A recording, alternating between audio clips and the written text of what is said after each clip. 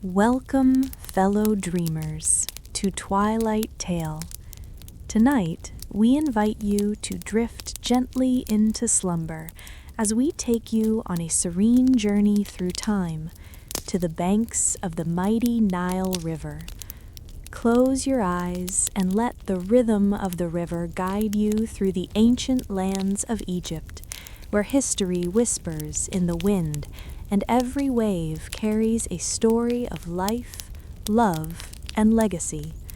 So settle in, breathe deeply, and allow the tranquility of the Nile to cradle you into a peaceful sleep. This is Sleeping History, where every tale is woven into the fabric of time and every moment a step into the past. Let's begin. Beneath the silence, where memory fades and the river slows its breath, there is a place no map dares to name. It is said that on certain nights, when the moon stands low and pale above the Nile, the water grows unnaturally still. The reeds do not whisper, the current forgets to move, and in that hush, something ancient listens. Imagine the river as it was before time learned to count itself, dark, wide, breathing, its surface a mirror of starlight and drifting cloud. Beneath that mirror, far below the skin of the world, stone waits in patience. A temple sleeps there, not ruined by fire, not shattered by war, but slowly, tenderly embraced by water. Pillars softened by centuries of touch, carvings blurred like memories repeated too many times.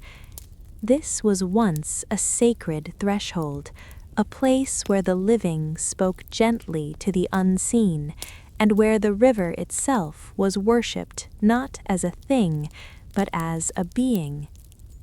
The invitation begins with a ripple, a faint disturbance on the surface, as if the Nile exhales.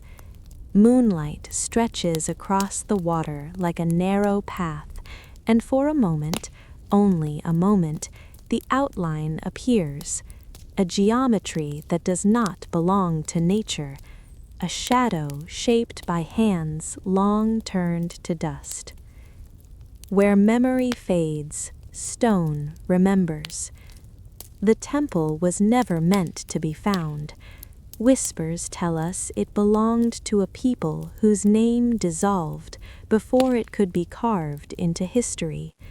Their cities were written in mud brick and prayer. Their gods wore no faces, only symbols, spirals, stars, and the endless curve of the river itself. They believed the Nile was not a gift from the heavens, but a passage between worlds. To descend into the water is to move backward through time. The sound softens first, then the light. Above, the moon fractures into trembling silver. Below, columns rise like drowned trees, their capitals wrapped in green and bronze stains, marked by the slow handwriting of water. Dust drifts here, but it is not dust alone. It is powdered stone, pollen of centuries, the breath of rituals exhaled and never retrieved. Beneath the silence, the carvings wait. They tell stories without words, a procession of stars carved along a lintel, each one placed with deliberate care, a spiral etched into the floor, leading inward, always inward. Hands once traced these paths in darkness, guided by chance too soft to survive. It is said the temple was aligned not with the sun, but with reflection. Its chambers caught moonlight and bent it downward, pulling the sky into the river. On certain nights, the stars themselves were said to enter the sanctuary, trembling across the water's surface and sinking into stone. No fire burned here, only reflection, only breath, only the slow pulse of the river moving through the chambers like a second heart. Whispers tell us the people believed history was a burden, that memory, if held too tightly, became a weight. So they built a place where time could be given back to the water, a temple not for preservation, but for release. Ritual objects were simple: bowls of silt, smooth stones warmed by the sun, scrolls written in ink meant to dissolve, words offered once, then erased by the current. Above the altar, now buried beneath drifting sediment, there was once an opening, a circular eye carved through stone, aligned with the moon at its highest wandering.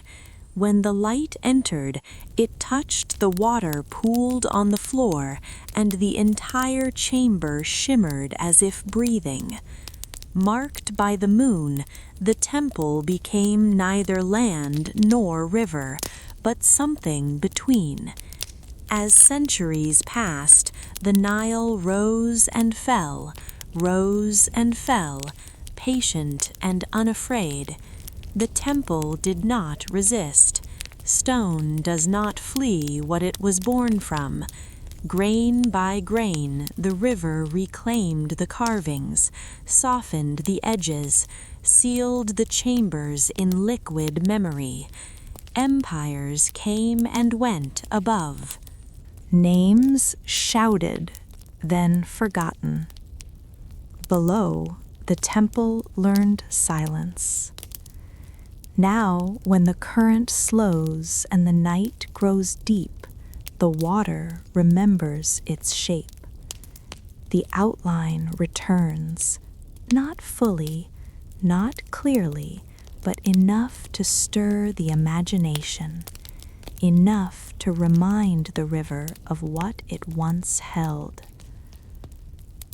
Some say the fish avoid the place. Others say they gather there, circling the columns like prayers without language. No one agrees, because no one stays long enough to be certain. Certainty does not live here. Beneath the silence, you might feel it, a subtle pull, not downward, but inward, as if the river itself is asking you to let go of something unnamed, to loosen the grip of waking thought, to become light enough to drift. The temple does not demand belief. It does not promise revelation. It offers only presence. A chamber filled with water and moon fragments, walls etched with questions never answered, a floor where rituals ended not in triumph, but in quiet acceptance. Perhaps the civilization understood something we have forgotten, that some truths are meant to dissolve, that not every story must survive intact, that meaning can exist briefly, then return to the current. As the night deepens, the moon shifts, the reflection breaks apart, the outline softens, stone becomes shadow once more. The Nile resumes its breath, silt settles, dust sleeps, the temple fades, not destroyed, not lost, simply resting beyond reach. Where memory fades, the river continues, and somewhere beneath its surface, beneath layers of water and time, a sacred silence remains, holding the shape of devotion, waiting without expectation. Perhaps it was never meant to be found. Some voices only echo when we are ready to listen. And as the river flows on, carrying stars, carrying centuries, carrying us gently towards sleep, the forgotten temple keeps its vigil, silent, submerged, and complete. Beneath the silence, before the desert remembers its heat, dawn arrives like a held breath. The sky is still pale, washed in faint blues and muted gold, and the sand lies untouched, smooth as a prayer never spoken aloud. In this quiet hour, the world feels unfinished, as if creation itself has paused to listen.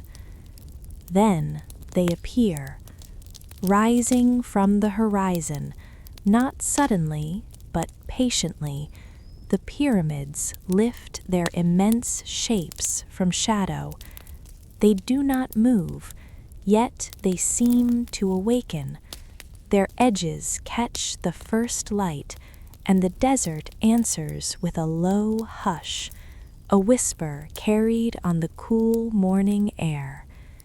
It is said that at dawn the pyramids speak most clearly, not in words, but in feeling, a subtle hum beneath the chest, a quiet pull inward, as if the stones themselves remember something we have forgotten. They stand like ancient sentinels, marked by the moon only hours before, now greeted by the sun. Each block rests upon another with impossible certainty, fitted so closely that even breath struggles to pass between them. Wind and centuries have softened their faces, yet they remain unmoved, guardians of a question without an answer. Where memory fades, geometry remains. The builders left no single voice behind, no clear confession of how these forms were raised, no gentle explanation carved into stone. Instead, there are patterns, ratios, alignments so precise they feel intentional beyond human hands. Whispers tell us the pyramids were never meant to be merely tombs. As the light grows, shadows retreat slowly, revealing symbols half buried in sand, star-marked carvings etched into limestone, lines that echo the paths of constellations, spirals that draw the eye inward, down corridors too narrow for comfort, into chambers sealed long before our own calendars learned to count.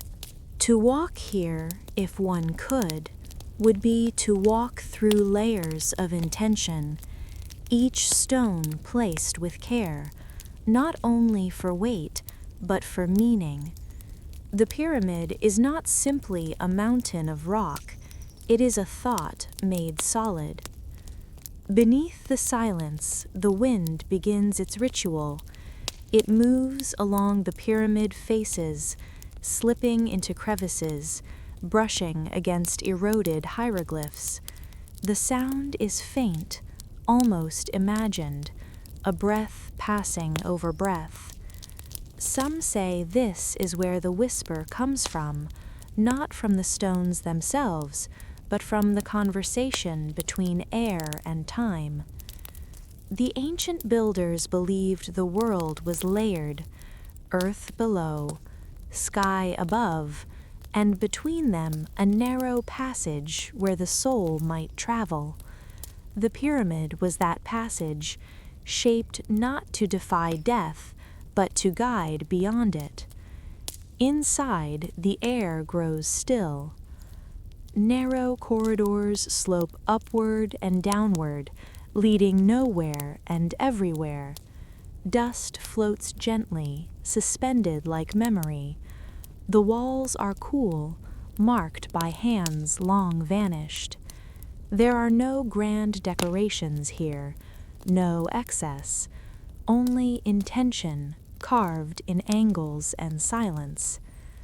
It is said some chambers were never finished, left intentionally rough, as if the work was meant to end incomplete, as if perfection was never the goal. Perhaps the true design was not for the body, but for the unseen. Above these chambers, the stars once stood directly aligned, Orion's belt mirrored in stone, the North Star fixed in eternal watch. The pyramid became a ladder, a stone echo of the heavens, offering the soul a familiar map for its journey. Marked by the moon at night, claimed by the sun at dawn, the pyramids exist between worlds. Outside, the desert brightens slowly. Sand shifts, revealing and concealing in the same motion. Footprints never last here. The land teaches impermanence with gentle insistence. And yet, the pyramids endure. They have watched rivers change course, kingdoms rise and soften into dust, names spoken with reverence, then forgotten. Through it all, they remain, not loud, not demanding, but present. Some believe there are still hidden chambers sealed deep within, rooms untouched, filled not with gold, but with understanding, knowledge not meant to be carried away, but simply held, briefly, before being returned to silence. Others believe the greatest secret is already visible, that the pyramids are not about what they contain, but about how they make us feel small, and in that smallness, connected, a reminder that humanity once reached upward, not to conquer the sky, but to belong to it. As the sun climbs higher, the whisper fades. Heat will come, tourists, voices, but for now, the dawn belongs to the stones. Shadows stretch long and thin, tracing lines drawn thousands of years ago. The geometry remains exact, the question remains open.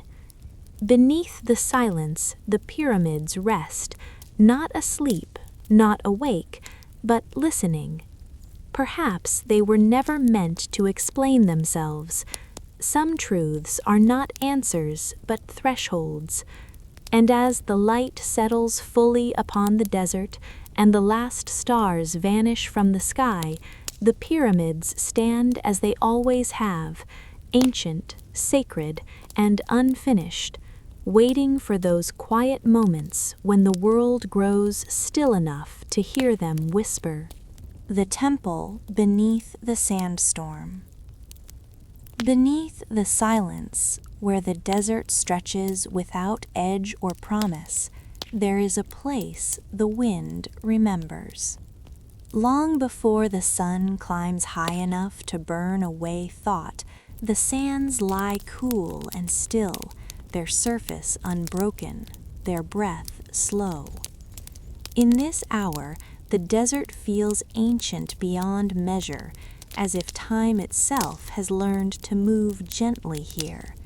And somewhere within this vastness, where memory fades and direction loses meaning, a name has been erased.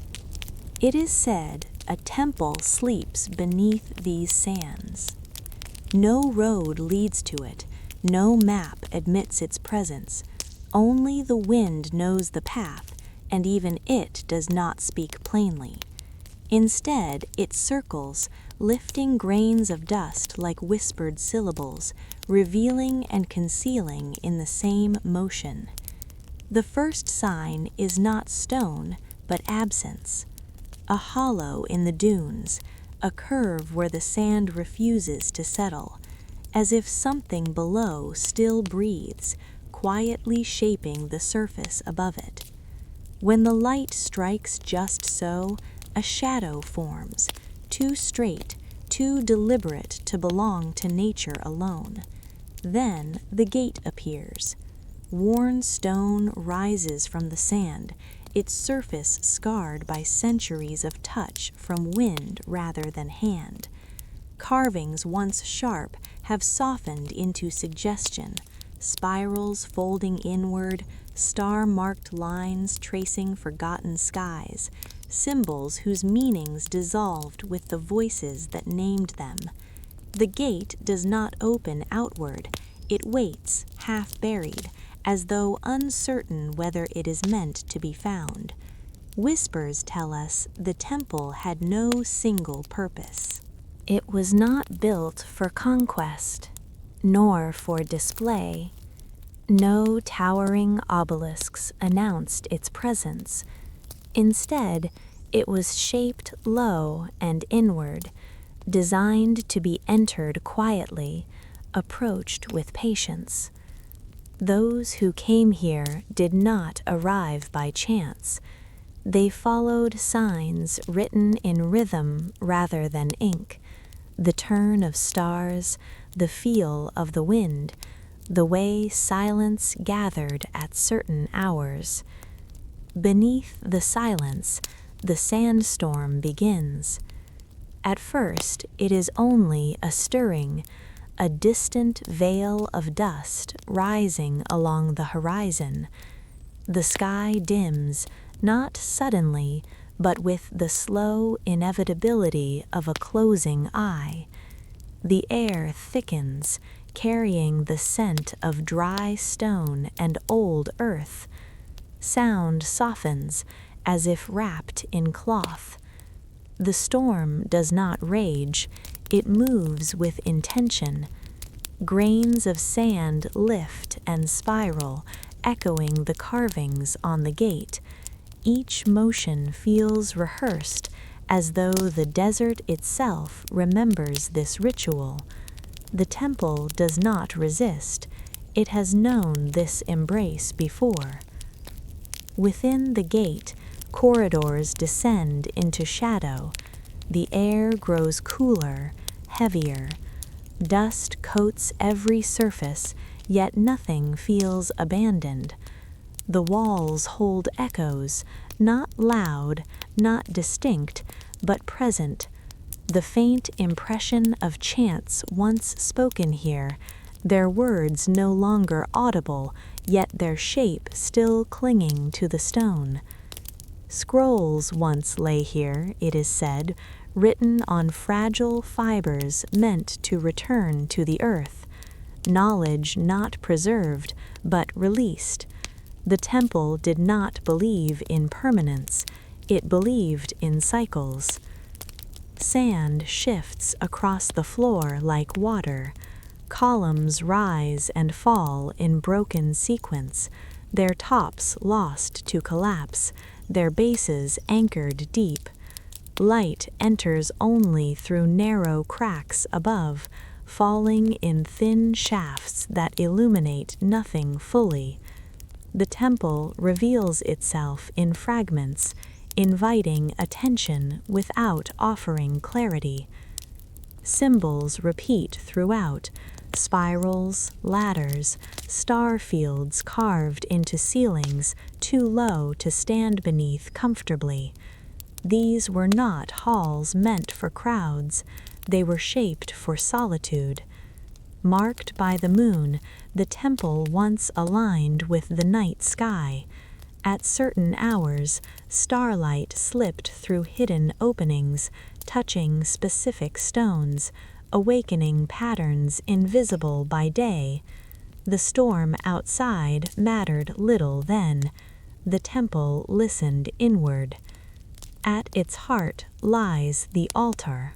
Not raised, not adorned, but set deep into the earth.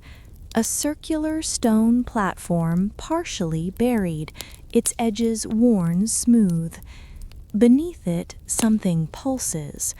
Not light, not sound, but presence. A subtle pressure, like the earth remembering a vow.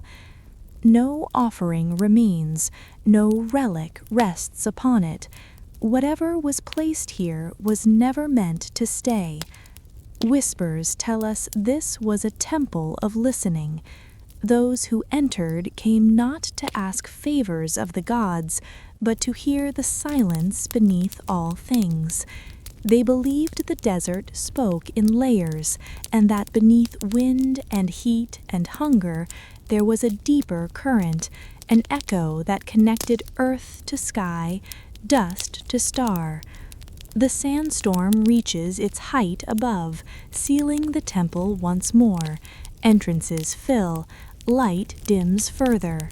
The corridors grow indistinct. Stone becomes shape without edge. Time loosens its grip. And then, as all things do here, the storm passes. Sand settles. The air clears. The desert exhales. Above, the dunes have shifted. The gate is less visible now, its carvings softened again, its outline blurred. The temple returns to its waiting, content to remain unnamed. What knowledge lies buried beneath these sands? Perhaps it was never meant to be held. Perhaps the wisdom was in the act of letting go, entrusting the earth to remember what we cannot. Beneath the silence, the temple rests. Some voices only echo when we are ready to listen. And as the night deepens and the desert cools once more, the sandstorm leaves no trace of its passing, only the faintest suggestion that something ancient still dreams below, patient and complete. The starlit tomb of the lost queen. Beneath the vastness of the silent sky, there is a place where time has forgotten its name. In a valley that breathes only in the moonlight, a secret lies hidden, draped in the quiet fabric of centuries. The earth here is ancient, bearing the weight of untold stories, but none are spoken aloud. It is a place where even the wind seems to move with reverence, where the dust is more than dust. It is memory. It is said that beneath the blanket of stars, the tomb of an ancient queen remains undisturbed. Her name has long since dissolved into silence, and her reign, though once filled with power, has faded into the whispers of myth. The world above has forgotten her, but she rests beneath the earth, her final resting place untouched, secreted away by time and the shifting sands of the valley. As we wander through the cool air of the valley, the first hint of the tomb appears not as a grand monument, but as a shadow, an outline barely visible against the ancient rock. The entrance, half buried, speaks only in its shape. There are no carvings to announce its significance, no banners to declare its purpose. It is simply an opening, a passage leading downward into the quiet dark. Whispers tell us that once, long ago, this valley was alive with song and ritual. The queen, whose name has long been forgotten, was a figure of grace and wisdom, beloved by those who walked beneath her reign. But time is both a lover and a thief, and in her departure from life, The queen left no heir to carry her name, only her tomb remains. Beneath the stars, the air thickens with something sacred as we step into the passageway. The walls around us are etched with symbols, faded now by centuries of silence. They spiral inward, as though pulling the soul into the depths of memory, each curve and line telling a story too old to be fully known. The markings are a royal lineage, perhaps, though what exactly they represent remains veiled in mystery. The passage grows narrower as we move deeper, the air cooler, filled with the weight of what has been lost. The walls, though worn and cracked, still bear traces of the queen's presence, her spirit carved into the stone, perhaps, or simply the legacy of a time that will never return. The deeper we go, the more the silence seems to stretch, enfolding us, drawing us closer to the heart of this sacred space. At last we reach the tomb. There, beneath the weight of the earth, the queen's final resting place lies untouched by thieves or explorers. Her sarcophagus, broken and weathered, speaks of the passage of ages. Yet there is still a faint glow, a light from somewhere, filtered through a crack in the ceiling, casting soft shadows upon the relics scattered nearby. On the stone altar, a crown lies half embedded in dust, its delicate design still visible, though worn by time. Beside it rests a scepter, its form curved in elegance, its surface etched with patterns that speak of the heavens. The jewels that once adorned the queen's body are scattered across the stone floor, their glow dimmed but not extinguished. Each piece seems to whisper its own secret, each one a fragment of the queen's forgotten life. The air here feels heavy with the weight of her absence, yet it is not oppressive. It is a quiet reverence, as though the very stone holds her memory. The silence is not empty, but full of questions unanswered, full of stories that never found their voice. Around the tomb, the walls bear reliefs, faded images of a royal procession, a journey toward the afterlife. The queen's figure is barely visible, half erased by time, yet her grace is undeniable. She is surrounded by figures, perhaps her court, perhaps the gods who watched over her reign. Above, the symbols of the stars swirl like a map to another realm, guiding the soul on its final journey. What happened to this queen? How did she come to rest here, beneath the earth, where even the wind does not dare to disturb her? Perhaps her story was never meant to be fully known, a secret held between the earth and the stars. Perhaps her reign was not for the world above, but for something deeper, something eternal. The quiet of the tomb suggests this, suggests that her legacy, though erased from history, continues to linger in the shadows. In the darkness of this sacred space, we wonder what secrets the queen carried with her into the afterlife. Was it knowledge of the heavens, the key to wisdom lost to time? Or was it simply the quiet understanding that all things must one day return to the earth? The jewels that rest at our feet seem to carry the answer, their brilliance fading but still present, as though they are waiting for the right moment to be seen again. The stars above are the queen's only audience now. The night sky, vast and endless, watches over this sacred place. The tomb remains, buried beneath the earth, yet not forgotten. Time may erase the name, but it cannot erase the presence of the queen. nor the silence that holds her memory.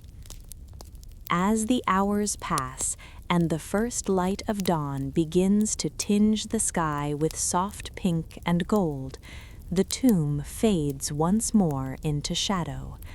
The queen, her relics, and her story lie beneath the earth, waiting. Perhaps it was never meant to be found. Some voices only echo when we are ready to listen. And so we leave this place, the valley quiet once more, the stars fading into the light of a new day. The tomb remains, as it always has, shrouded in mystery and reverence, its secrets buried in the stillness of time. It is said that beneath the dust of centuries, where the sun rests its tired gaze on the ruins of an ancient city, there lies a secret, a garden not lost to time, but buried within it, waiting to be remembered. In Alexandria, once a beacon of knowledge and light, a garden flourished. It was not a garden of mere beauty, though it brimmed with fragrance and color, with flowers that bloomed as though they knew no end. It was a garden of the mind, a sanctuary where scholars, philosophers, mathematicians, poets gathered not to simply admire nature, but to listen to it, its quiet language, and to shape their thoughts alongside the murmur of the leaves. But that garden, like so much of Alexandria, has faded. The lush oasis of knowledge is no more. Time, relentless and unkind, has woven its dust into the garden's once vibrant paths, silencing its whispers and erasing its fragrance from the world. Still, beneath the veil of centuries, there lingers a trace, an echo of the beauty, the wisdom, and the spirit that once thrived here. We find ourselves wandering through forgotten pathways, where the silence of the garden is thick with memories. The air is rich with the scent of jasmine and myrrh, and though the garden has long since faded from the eyes of the world, its spirit seems to cling to the soul of the city itself. The breeze whispers, as though carrying the fragments of knowledge once shared in the stillness of these forgotten corners. The path we walk is overgrown with ivy, its once neatly defined edges now blurred by time. Ancient stone columns rise like lost sentinels, their purpose forgotten, their beauty softened by the hands of nature. Between these pillars, the faint rustle of leaves seems to speak to us in a language older than words, a language of silence and reverence. A stone fountain sits nearby, its surface cracked with age, its waters now still, but for a faint shimmer of light that dances upon its surface. Vines creep over its edges, claiming them as their own, yet it remains, quiet, enduring. The faint fragrance of jasmine drifts by, mixing with the rich scent of myrrh, and for a moment we imagine that the garden still breathes, its pulse quickened only by the touch of the wind. Around us, the soft murmur of the past lingers. We pass through an archway, hidden from view by ivy and moss, a pathway leading deeper into the heart of this sacred space. The air here is thick with the weight of forgotten thoughts, those whispered by minds who once walked these paths, their ideas shaping the very fabric of what we understand today. In the corners of our mind, we sense them still, the philosophers, the mathematicians, the poets, great minds whose names have slipped from the scrolls of time, but whose thoughts have not. Their words once filled the air, not with the loud clamor of speeches, but with quiet reverence, shared in the stillness of this hidden garden. The benches, now worn smooth by time, remain, their surfaces etched with the impressions of those who sat here, meditating on the stars, contemplating the cosmos, seeking answers that perhaps they knew could never be fully grasped.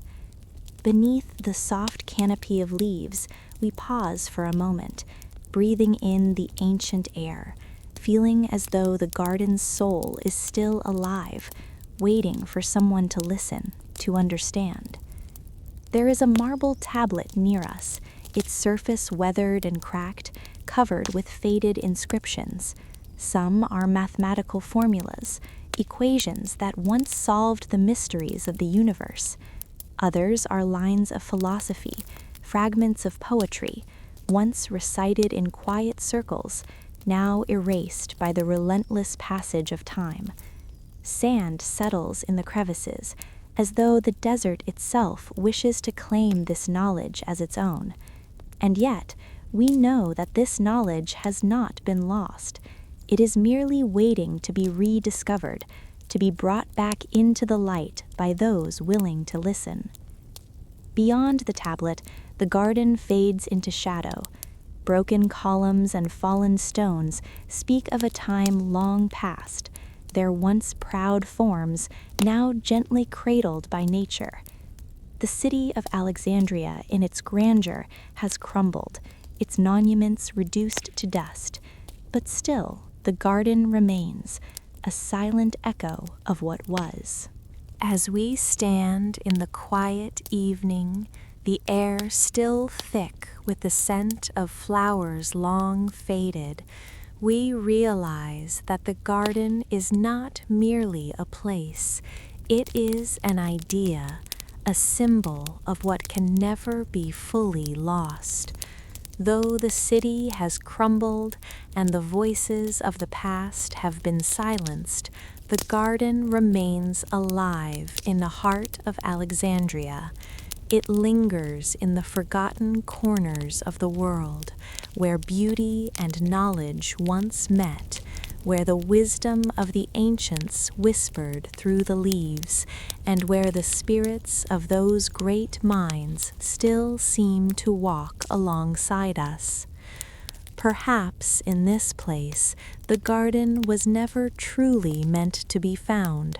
Perhaps it is only through the quiet, unhurried passage of time that we are able to rediscover it, to listen to the echoes of those who once walked here, and to hold the beauty of the past in the soft, fleeting moments of the present.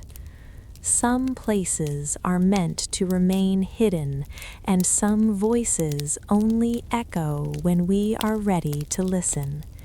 And so the garden rests, its spirit woven into the very air we breathe, its knowledge waiting in the shadows of time as the last light of day fades into night.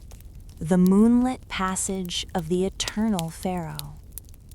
In the heart of a valley forgotten by time, where the wind whispers ancient secrets, there stands a tomb, a silent witness to a forgotten reign. The desert stretches wide, the land unchanged, save for the shifting sands that kiss the edges of this sacred place. Here, beneath the gaze of a pale, full moon, the tomb of a pharaoh lies undisturbed, its entrance guarded by towering stone statues whose expressions seem as timeless as the desert itself. As we approach, the valley falls still, and the night air grows heavy with reverence. The statues, worn with age but steadfast, rise like silent sentinels, their once great forms now softened by the touch of centuries. The full moon casts its silver light across the tomb's entrance, bathing the stone in an otherworldly glow. For a moment, time seems to stand still. The valley, the statues, the tomb, everything is frozen in this quiet reverence, as though the night itself has taken a breath. It is said that the pharaoh who rests here, forgotten by the world above, was once a ruler of great power, his reign marked by celestial alignments and divine favor. His tomb was built not for the mere passage of life to death, but as a path, a sacred journey to the afterlife, a journey marked by the stars, by the moon, by the very rhythm of the earth. And so we step forward into the tomb's shadowed passages, where the walls seem to hum with the weight of centuries. The air is thick with silence, and each step we take echoes in the stillness like a breath held too long. The winding corridors stretch before us, narrow and labyrinthine, as though the very tomb itself was designed to reflect the winding path of the soul. The walls, etched with faded hieroglyphs and ancient symbols, seem to pulse with a forgotten energy, as if the pharaoh's soul once walked these halls, and in some quiet corner it lingers still. The moonlight filters through cracks in the tomb's ceiling, casting long, shifting shadows upon the walls. In the distance, the soft flicker of torchlight glows faintly, but it is not enough to reveal the full majesty of what lies within. The air smells faintly of dust and age, a scent that clings to the stones and the bones of the past. The pharaoh's journey to the afterlife was meant to be a passage, a sacred rite, a ritual that would carry him beyond this world and into the stars. And yet, as we venture deeper into the tomb, something unsettles. The deeper we go, the more we begin to feel it, the riddle at the heart of this sacred place. There is a contradiction here, a quiet mystery that pulls at the edges of our thoughts. For as we stand before the pharaoh's sarcophagus, carved with celestial symbols and starry markings, we realize that the great ruler's name is nowhere to be found. His legacy, though once written across the land in bold strokes, has been erased. The carvings on the sarcophagus, though intricate and detailed, tell no name, no tale of conquest or glory. His name has slipped through the cracks of time, his story scattered on the winds like dust. As we trace the lines of his burial, we begin to understand this pharaoh's immortality was not to be found in the monuments that once stood in his name. His path to the afterlife was not meant to be remembered through stone or statue. Instead, his legacy was meant to be found in the quiet passage of memory itself.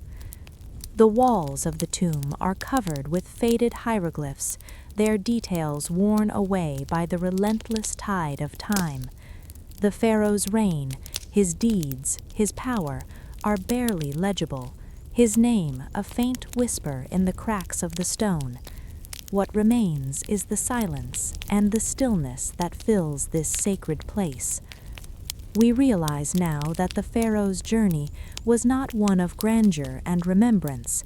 It was one of quiet transition, of passage not through monuments, but through the very fabric of time. There are no great celebrations here, no towering monuments to his greatness, only the tomb, only the path, winding and narrow, leading deeper into the shadows of time. The pharaoh's soul, once carried by the breath of the earth, is now carried by the silence of this place. And so we pause before the sarcophagus, the moonlight casting its silver glow upon the stone. We do not know his name, nor do we know the full tale of his reign. What we know now is this: his journey, like ours, was one of quiet passage, a journey that does not ask to be remembered, but simply to be. Perhaps the true path to immortality is not through the stone and statues, but through the quiet echo of memory. Perhaps the pharaoh's name was never meant to be spoken again, but his spirit lives on in the silence of this tomb, where the moonlight and the stars still mark his passage. And so, as we leave the tomb and the valley returns to its eternal stillness, we are left with this quiet realization. The pharaoh's journey did not end here in the dust and the stone. It continues, marked not by monuments, but by the passage of memory itself, a legacy written not in the language of stone, but in the quiet rhythm of time. Perhaps it was never meant to be found. Perhaps some things are meant to remain, not in the world above, but in the quiet shadows where memory fades and where time at last stands still. Some voices only echo when we are ready to listen. And so we leave the valley, beneath the silent gaze of the moon, the tomb fading into the night, its secrets still held in the dust, its passage marked by time alone. The pharaoh's spirit rests here, undisturbed, eternal, waiting for the quiet moment when we too will pass. The sacred river's embrace. It is said that the Nile is not merely a river, but a living thing.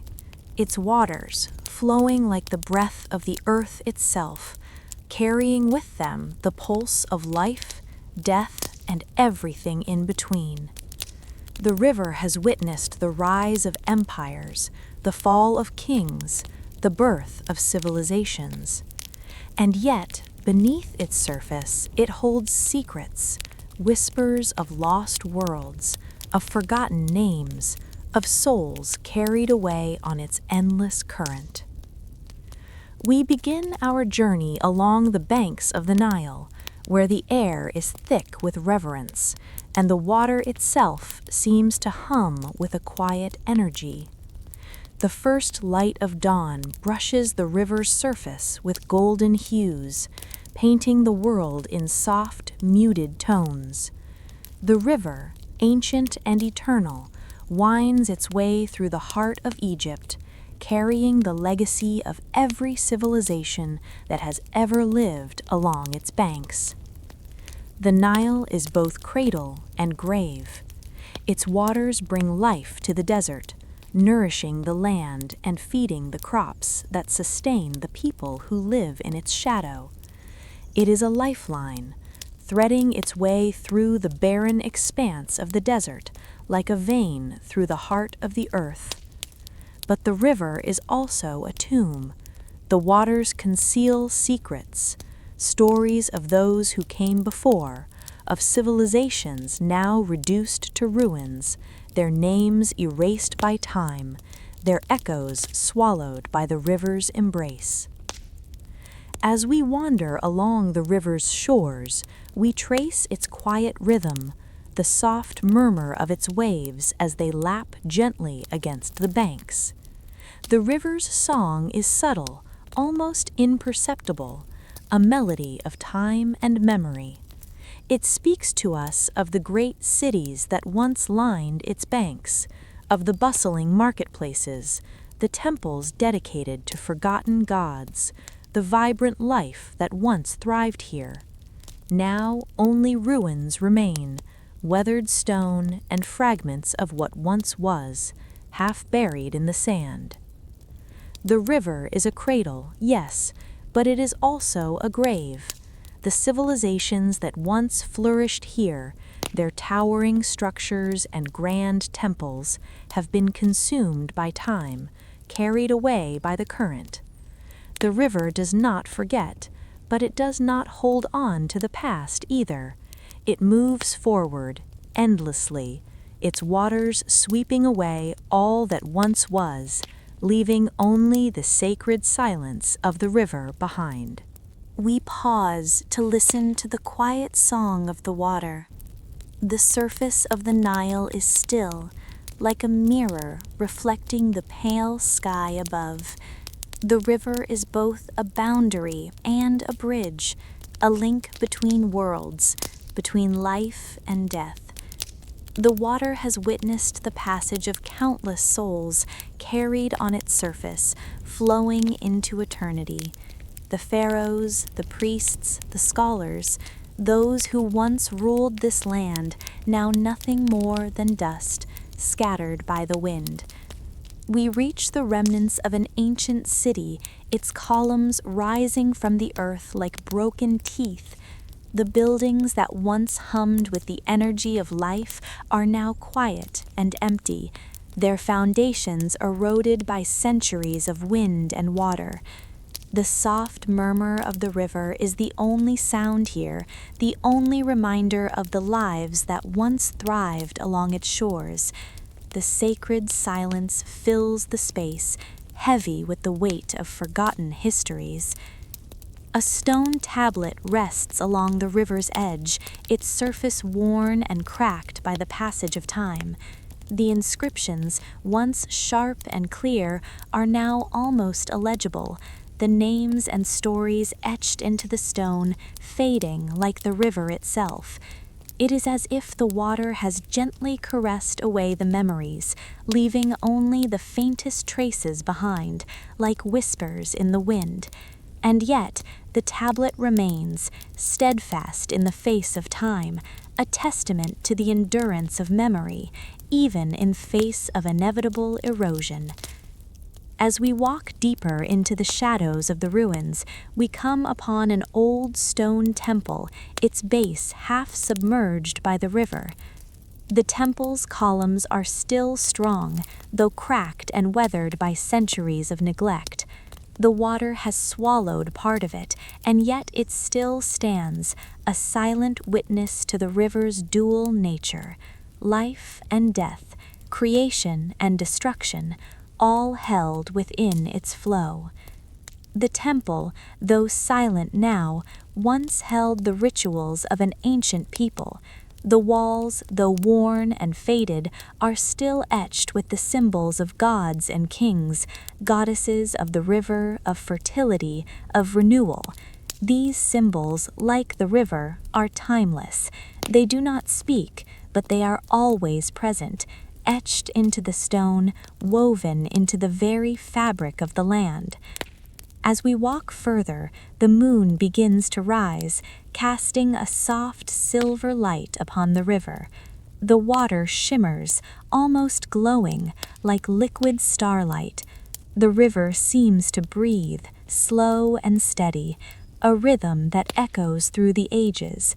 It is the pulse of the earth itself, a rhythm that connects us to everything that has come before and everything that will come after. The river is a mystery. It is a secret embrace, one that holds the secrets of the past while offering the promise of renewal. It carries the whispers of those who have passed and the songs of those who are yet to come. And as we stand here, by its banks, the air thick with the scent of earth and water, we realize that the river's story is our story too. The civilizations that have risen and fallen along the Nile are gone, but the river remains, eternal and unchanging. It does not remember them in the way that we do, but it carries their echoes, their legacies, with it always. The river does not forget, but it does not linger on the past. It moves forward, flowing toward the future, while gently holding the memories of what has been lost. Perhaps it was never meant to be found, the secret of the river's true nature. Perhaps the true path to immortality is not through the monuments we build, but through the quiet, unhurried passage of memory itself. The river, like time, flows on, carrying with it the echoes of all that has passed, leaving only the sacred silence of its embrace. Some voices only echo when we are ready to listen. And so we stand beside the Nile, watching its waters flow, the river's song resonating in the quiet night. The moon's light falls softly on the surface, and we are left with the sense that the river will never stop flowing. Its journey is eternal, its mysteries hidden in the depths, waiting for those who are willing to listen. The sacred river flows on, and we too are carried by its current. It is said that at the edge of the world, where the desert meets the sky, there lies a place forgotten by time, an ancient monastery, long since abandoned, where the echoes of the past still stir in the silence. It is a place where the earth and the heavens once came together, where scholars and mystics sought solace in solitude, and where knowledge was kept not in the bustle of a city, but in the quiet embrace of the desert. We stand now at the threshold of this forgotten place, gazing out over the vast emptiness of the desert that stretches endlessly before us. The air is heavy with dust and time, and yet there is something sacred here, something that pulls us inward toward the crumbling stone walls that rise from the sand like the last remnants of a dream. The silence is profound, and we feel it deep within us, as though the land itself is holding its breath. The monastery, once a place of study and worship, is now a ruin, its stones worn by centuries of wind, its walls crumbled by the weight of the ages. Yet even in its decay there is a beauty, a reverence that hangs in the air. The entrance to the monastery is framed by archways, their edges softened by vines and time. The carvings that once adorned the stone are now faded, but still they whisper, symbols of stars, of celestial bodies, of the eternal dance between the earthly and the divine. The desert sun casts long shadows upon the walls, as though the place itself is slowly fading into the landscape, yet it remains, steadfast in its quietude. As we step inside, we are enveloped by the stillness of the monastery. The air is cool, thick with the weight of lost knowledge. The main hall lies before us, its stone pillars half crumbled, its once grand frescoes now muted and worn. On the walls, we catch glimpses of the visions that once filled this sacred space, depictions of heaven and earth intertwined, of stars spiraling in patterns known only to those who have seen beyond the veil of time. The frescoes seem to breathe, even now, as though they are alive with memories of those who once walked here, who sought enlightenment beneath the ancient roof. One fresco catches our eye, a figure draped in robes, their arms outstretched towards the heavens. Their face is lost to time, but their gesture speaks of a longing, a reaching for something beyond the earth. The colors have faded, the edges softened by centuries of neglect, but the sacredness of the image remains. It is as if the figure still stands there, watching over the monastery, a silent sentinel to the past. We wander deeper into the heart of the monastery, through dark corridors lined with dust and forgotten fragments. The stone floor creaks beneath our feet, and in the quiet, we imagine we can hear the faint echoes of footsteps from ages past, the whisper of monks who once walked here in search of truth. The walls are covered in symbols, some familiar, some strange, etched in the stone by hands long turned to dust. The air is thick with the scent of old parchment, of ancient ink, And as we pass by, we feel the weight of the knowledge contained within these walls. At last, we reach the library, an ancient, sacred space, its shelves lined with scrolls and manuscripts, some unrolled, some still sealed in their faded covers. The light is dim here, casting long, soft shadows across the room. The scrolls, though fragile, seem to hum with the weight of all they have witnessed. Some are barely legible, their words fading into the void of time. But others still hold secrets, ancient wisdom that has not been lost, merely forgotten. The library, now a tomb of knowledge, seems to breathe with the quiet pulse of understanding, as though it is waiting for someone to come, to remember. In a quiet corner, we find an altar, simple yet still sacred. The stone is smooth, unmarred by the hands of time, though it too bears symbols, marks of a tradition now lost to the world. Faint moonlight filters through a small window, casting a silver glow upon the altar, as if the divine still lingers here, watching over the space. It is as though the monastery still holds its rituals, still offers its prayers, even in its abandonment. The silence is not emptiness, but presence, a presence that speaks of devotion, of longing, and of the pursuit of knowledge. As we step back into the open air, the sun begins to set, casting the monastery in a soft, golden light.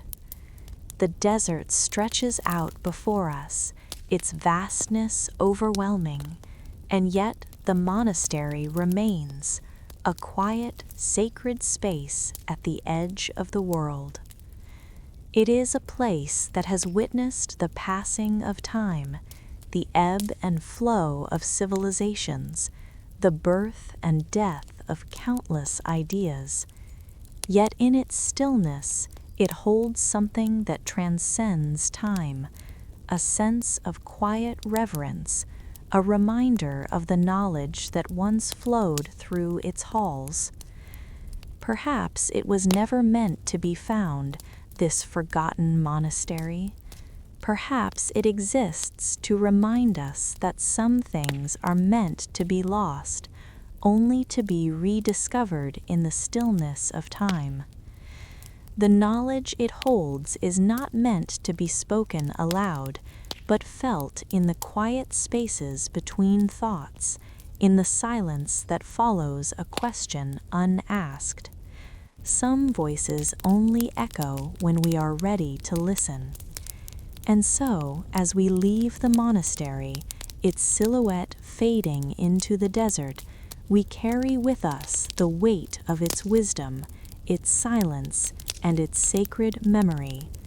The monastery, like the desert, remains timeless, its secrets held in the quiet, its legacy written not in the language of stone, but in the silence of the earth itself.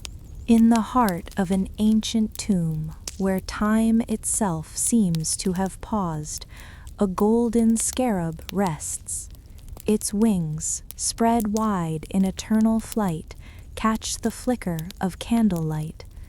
This sacred object, once a symbol of rebirth and transformation, lies still, as though waiting to remind us of something forgotten. Beneath the silence, beneath the weight of centuries, its song lingers.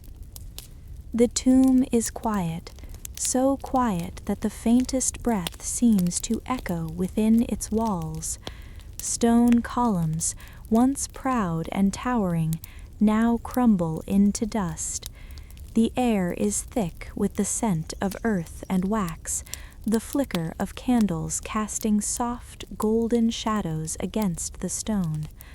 Time has passed here, but it has not destroyed, it has only softened, like the scarab itself, worn yet unbroken.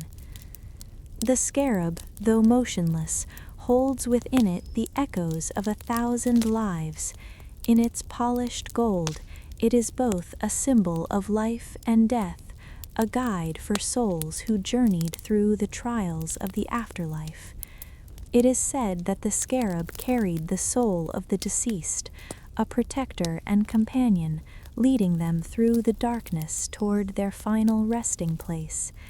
Its wings, like a delicate promise, stretch outward in eternal flight, a quiet hymn that still resonates within the tomb.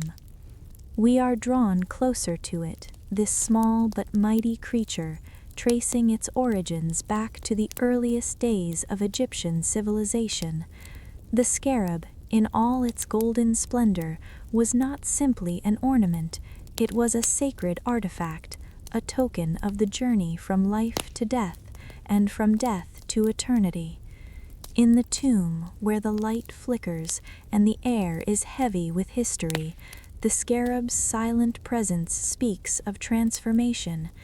The candles cast long shadows, and in the dim glow, the tomb feels alive, filled with ancient wisdom and a peace that can only be found in stillness.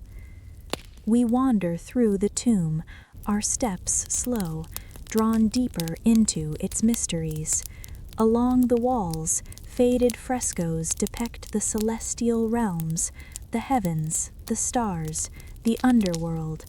In the center, the scarab rests, its wings wide, capturing the light of the flickering flame. It is not merely an object, it is a guardian, a protector of souls. It stands as a reminder that life and death are intertwined, that transformation is not an end, but a continuation, a journey from one state of being to another. Beneath the silence, the scarab's song begins to play.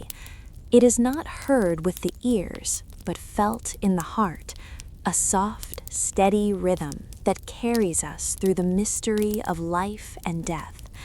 The song is not loud, it is not urgent, it is a quiet murmur, like the gentle flow of water or the still breath of the earth.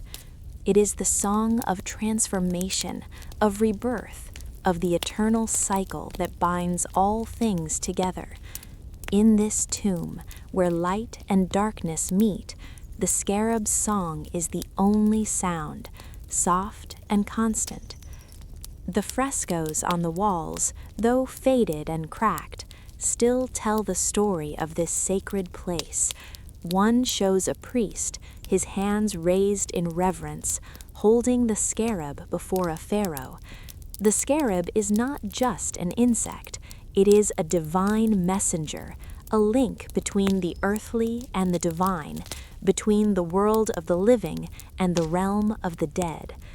The images, though worn by time, still convey their message, a message of the eternal journey, of the souls that pass from life to death, guided by the scarab. As we stand before the sarcophagus, we feel the weight of its history. The scarab lies in the center, its wings wide, embracing the soul of the departed. It is surrounded by dust and decay, by the remnants of a world that has long since passed, but still it remains, unmoved, unchanged, eternal. Its power has not been forgotten, only veiled by time. We move deeper into the tomb, where the silence grows thicker, more profound. The walls, etched with the stories of kings and gods, tell a tale of transformation, of the passage from one world to the next. Yet, within the silence, there is peace. There is no fear here, only acceptance. The scarab's wings continue to spread wide, its golden body shimmering in the candlelight, its song never ceasing. Its role is clear. This is not a tomb of despair, but a tomb of hope. Here, death is not an end, but a transition, a passage into something greater. In the farthest corner of the tomb, a simple altar stands, untouched by time. It is here, among the soft shadows and flickering candlelight, that the scarab's true power is revealed. It is not in its gold or its wings, but in its purpose, to guide, to protect, and to remind us of the eternal journey. The scarab's silent song carries us through the mysteries of life, death, and transformation. It speaks of the continuity of existence, of the souls that pass through time, never truly lost, always remembered, always embraced. And as we prepare to leave, the tomb seems to close around us, the silence wrapping us in its sacred embrace. The scarab's wings still stretch outward, as if to carry us through the mysteries of the world, beyond the tomb and into the endless night. The candlelight flickers one last time, and the shadows seem to breathe, fading gently into the quiet of the world beyond. Perhaps it was never meant to be found, the full story of the golden scarab. Perhaps its purpose was not to be understood, but to be felt, to be experienced through the quiet song that resonates in the heart. Its journey, like ours, is eternal. Some voices only echo when we are ready to listen. And so, the scarab rests, its song continuing in the silence, its golden wings forever open, carrying the souls of the past into eternity. The stars that wept over Thebes. It is said that on clear nights the stars above Thebes weep. Their silver tears fall softly upon the ruins of what was once the grandest city of Egypt, a place where gods walked in the form of statues, where palaces rose high and temples stretched toward the heavens. Now, Thebes lies beneath the sands of time, its glory faded, its monuments crumbling, but the stars still remember. As we wander through the remnants of this once great city, a quiet reverence fills the air. The wind moves like an ancient sigh through the ruins, carrying with it the soft whispers of a time long past. We walk slowly, tracing the echoes of a civilization that flourished under the watch of the gods, a civilization that sought the divine in every stone, in every column, and in every breath. The air is thick with memory, and as we stand in the shadow of broken statues and weathered temples, the weight of time presses gently upon us. The gods once walked here, their statues towering above the city, guardians of power and wisdom. Now their forms are eroded by centuries of wind and sand, their eyes dimmed, but their presence still lingers in the stillness. A broken statue stands before us, its features nearly lost to time, but the grace of the figure remains. The wings of the god are fractured, and the face, once proud and majestic, is but a shadow of what it once was. Yet in this silence, in this slow decay, there is a strange beauty. The gods, though forgotten, have not been erased. They simply wait, in quiet reverence, to be remembered. The ruins of Thebes stretch before us, half buried in the sands, the outlines of temples and palaces now only faintly visible beneath the dust of centuries. The path that once connected this great city to the heavens is now overgrown, the steps of pharaohs and priests lost to the ages. Yet as we walk, the air still hums with the energy of what was. Each stone, each column speaks of a time when life flowed through these streets, when power and glory were as real as the earth beneath our feet. The stars, high above, seem to gaze down with compassion, their tears falling in a soft cascade of light, touching the ruins like a gentle hand. It is as if the heavens themselves mourn the passing of a city that once shone with brilliance. The stars are not cold and distant, they are close, like an old friend who remembers with us the days of Thebes' grandeur. We come upon a stone relief, worn with time, but still powerful in its presence. It depicts the gods, the pharaohs, their hands raised in reverence and power. The carvings are faint, their edges blurred by centuries of wind and sand, but the figures still stand, eternal in their quiet dignity. The relief is a reminder that though the city has crumbled, the divine power that shaped it has not faded. It lingers in the stones, in the dust, in the air we breathe.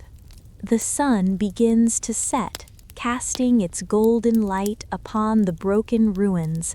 The once grand palace of Thebes, its walls now crumbled and its floors empty, lies in the quiet embrace of the desert. The columns, though half buried in sand, still reach toward the sky, their once majestic height now reduced to mere silhouettes against the fading light.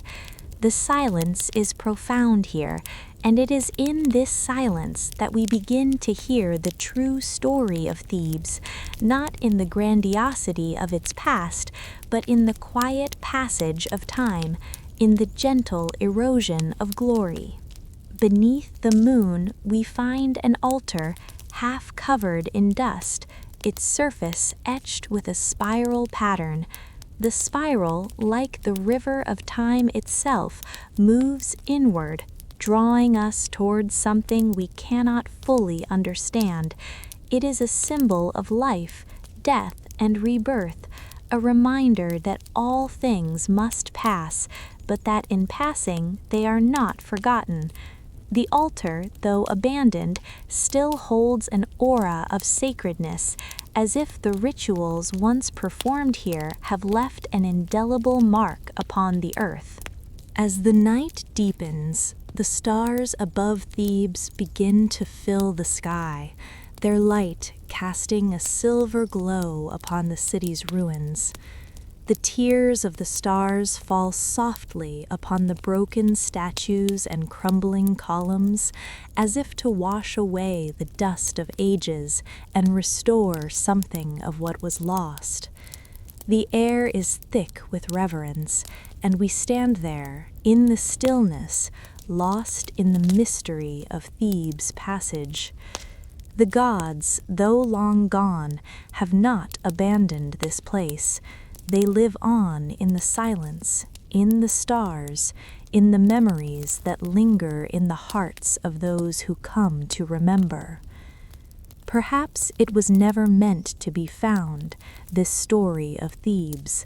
Perhaps it is a story that exists only in the quiet spaces, where memory fades and time moves forward, ever onward, leaving only the sacred silence of the past behind. Some voices only echo when we are ready to listen, and perhaps Thebes is one of those voices. The city has gone, but the stars weep for it still, their tears falling upon the ruins, marking the end of an era, the passage of time. And as we stand beneath the stars, gazing at the city that was, we are left with a quiet sense of awe, a reverence for the fleeting nature of power, glory, and all that once seemed eternal. Thebes is no longer a city of kings and gods, but a city of memory, carried on the winds, beneath the stars, and in the silence that fills the night. And so, as the moon rises higher, the ruins of Thebes fade into shadow, but the stars remain, marking the passage of time and the beauty of what once was. The city is gone, but the legacy of its glory remains, whispered in the winds, carried in the tears of the stars, and held in the sacred silence of the earth. Beneath the blistering heat of the Egyptian desert, where the earth seems to breathe in the oppressive silence, there lies a city forgotten by time, its once great name whispered only in the shadows of the past. Heliopolis, the city of Ra, the sun god, was once a radiant center of worship and wisdom. The light of Ra, bright and unyielding, illuminated the world, guiding the souls of mortals and gods alike. But now the city is no more than an echo in the sand, a forgotten dream of the past. Its temples, once towering in their glory, now lie crumbled beneath the sun's merciless gaze. As we stand at the edge of the desert, we feel the weight of the silence pressing against us. There are no sounds here, save for the faint whiskers of the wind stirring the dust.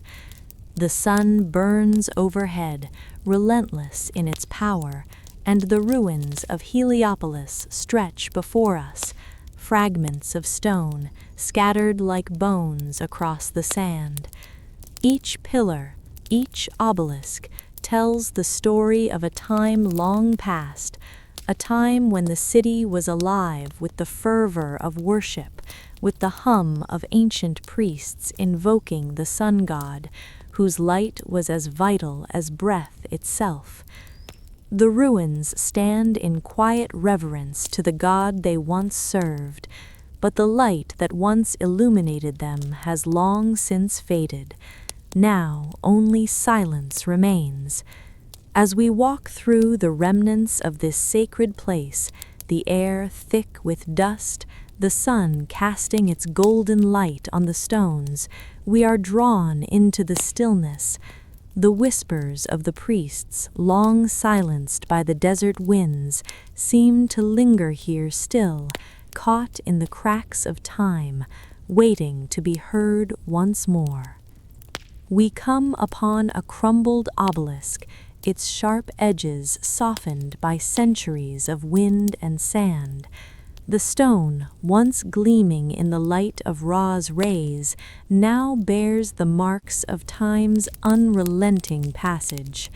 Faint symbols of the sun god are etched into its surface, worn and faded, but still recognizable.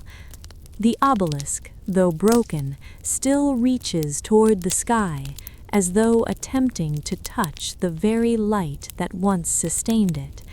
It is a silent tribute to the power of Ra, whose light has now become a memory, a flicker lost in the shadows. As we move deeper into the ruins, we come across the remains of a once grand temple. The massive stones, though cracked and weathered, still stand, silent sentinels to a time when this place was filled with life, when the worship of Ra was a living, breathing practice. Some pillars are still upright, their forms noble and proud, while others have bowed to the weight of time, leaning as if in respect to the years that have passed.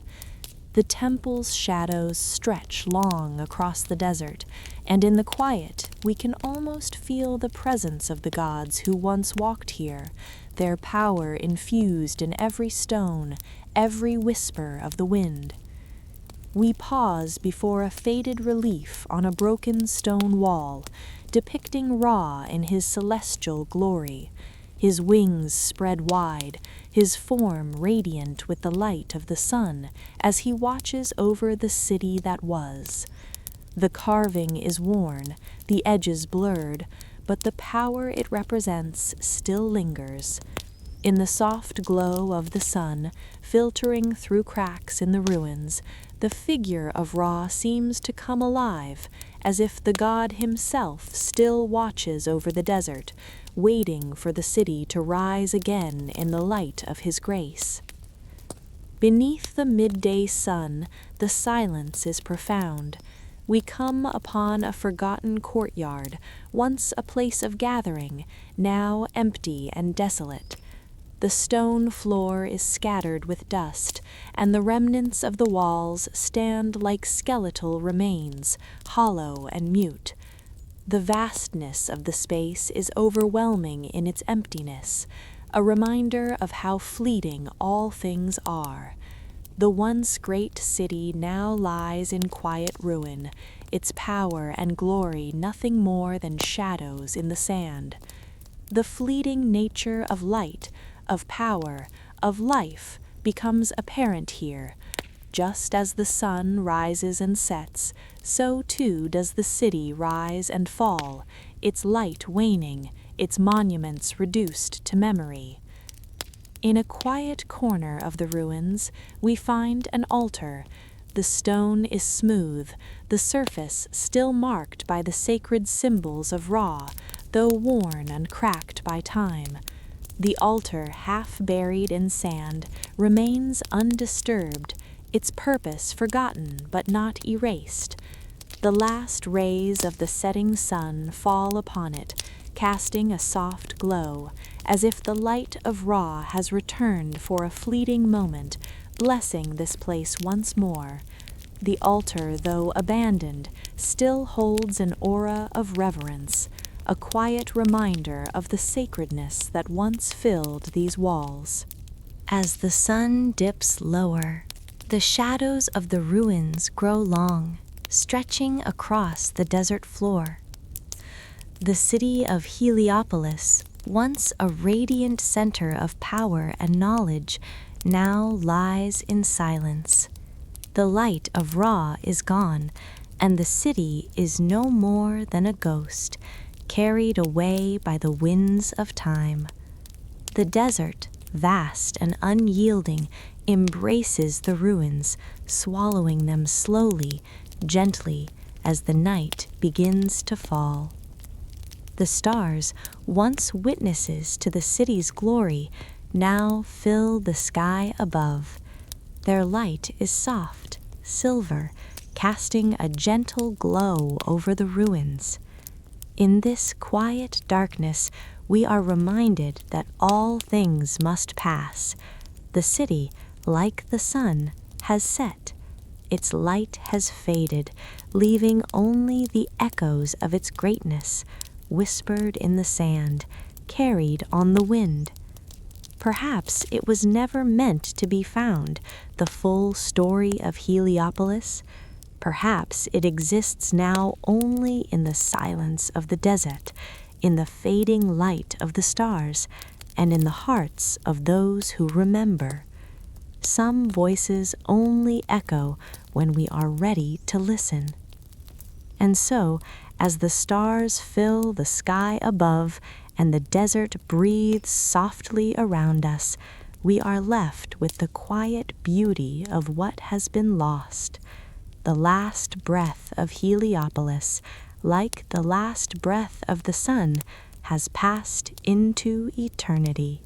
It is said that there is a place beneath the hills of Egypt, a sacred sanctuary carved deep into the earth, a valley where time itself seems to stand still. This is the Valley of the Kings, where the greatest rulers of Egypt rest in eternal slumber, their tombs hidden within the hills, shrouded by the sand, the heat, and the silence of the desert. As the evening sun sinks low, casting its last golden rays over the valley, we approach this sacred place. The air is thick with reverence, as though the valley itself is holding its breath, awaiting our arrival. The tombs lie hidden, their entrances barely visible against the soft rolling hills. Each one is a secret, a resting place for those who once ruled the land with the weight of divine power. Yet in this quiet moment, we know nothing of their names. Their power has faded, and only the silence remains, a silence that speaks more than any words could. As we step closer, the coolness of the valley embraces us. The landscape, though barren, is full of life, not in the bright colors of nature, but in the sacred stillness that fills the air. The tombs stand like sentinels, their stone faces carved to endure the ravages of time. Some are half buried, their entrances veiled by the sands, but still they endure. These sacred tombs are not just memorials, they are the passageways to eternity, the thresholds between life and death. We stand before one such tomb, its entrance framed by ancient stone, worn by centuries of sun and wind. The darkness beyond is a mystery, but a soft flicker of light catches the edges of the doorway. A single candle flame dances, casting delicate shadows on the rough-hewn stone. It is as if the tomb itself breathes, the air inside thick with the essence of all that has come before. We enter, the stone floor smooth beneath our feet, and the silence greets us like an old friend. The walls within are covered in frescoes, each one a depiction of the journey the soul must take through the afterlife. The colors are soft, their vibrancy dulled by time, yet the scenes tell of rebirth, of the soul's transformation from death to eternity. The walls seem to hum with the sacredness of the journey, their stories written not just in the symbols, but in the spaces between them, in the very silence that pervades the air. In one fresco, a king's soul is guided by a celestial being across a river of stars. Their journey is one of grace, of quiet acceptance. The figure's arms outstretched, the king's soul moving across the glowing water, where the very stars seem to shift and pulse in rhythm with the heartbeat of the universe. This is no ordinary journey. It is one that spans eternity, a silent passage from one state of being to the next. The frescoes pulse in the flicker of candlelight, their shadows stretching across the stone as though the figures within them live on, eternally present in this sacred space. The tomb feels alive, not with the presence of bodies, but with the echoes of those who once walked here. The kings, the queens, the priests, all now resting beneath the earth, yet their legacy, their wisdom, their strength remains. We follow the winding path deeper into the tomb, the air growing cool with the passage of time. The narrow passage leads us onward, the stone floor smoothed by centuries of footsteps, the scent of earth and dust hanging in the air. There is a quiet peace here, as if the tomb has absorbed the very essence of the souls it houses. Soft beams of light filter through cracks in the stone, casting long shafts across the walls, illuminating parts of the carvings that tell the story of an eternal journey. At the heart of the tomb we find the sarcophagus. It rests in quiet repose, its surface carved with the symbols of the gods, the divine protection of the king who lies within. The stone is cold, but the sacred energy of the tomb surrounds it. The light flickers softly over the sarcophagus, revealing its intricate carvings, its silent power. Here, in this moment, we are suspended between worlds, the world of the living and the world of the dead. We feel the weight of the tomb's stillness, the profound silence that echoes through the ages. And as we leave the tomb, stepping back into the vastness of the valley, the quiet of the night envelops us. The stars above now shine brighter, their light casting a soft glow upon the ruins. The moon rises, marking the passage of time with a light that has witnessed the eternity of the gods. The tombs stand in silence, their entrances now dark, their stories unfinished, their echoes lost to time. The silence is their song, a song that is eternal, reverberating softly through the valley, through the hills, through the sands. Perhaps it was never meant to be found, this story of the Valley of the Kings. Perhaps it is a story that exists only in the stillness, in the silence that follows the last breath, the last echo. Some voices only echo when we are ready to listen. The valley is quiet once more, the tombs resting beneath the stars, the eternal passage of time flowing gently on, as we carry with us the sacred silence, the echo of those who have passed. The Valley of the Kings is not just a place, it is a memory, a place where the echoes of kings and gods still whisper in the stillness of the desert. And as the night deepens, we find peace in the quiet passage of time, in the eternal journey that begins with death and leads to rebirth. And just like that, we leave behind the timeless waters of the Nile, where history still breathes, and the night continues to weave its quiet magic. As you drift deeper into sleep, know that the stories of ancient Egypt will always be here, waiting for you to return. The Nile's gentle embrace will carry your dreams through the sands of time, and you'll always find peace in the rhythm of its flow. Thank you for joining us tonight on Twilight Tale. May your sleep be as serene as the river's waters, and may your dreams carry you to distant lands of wonder. Good night and sweet dreams.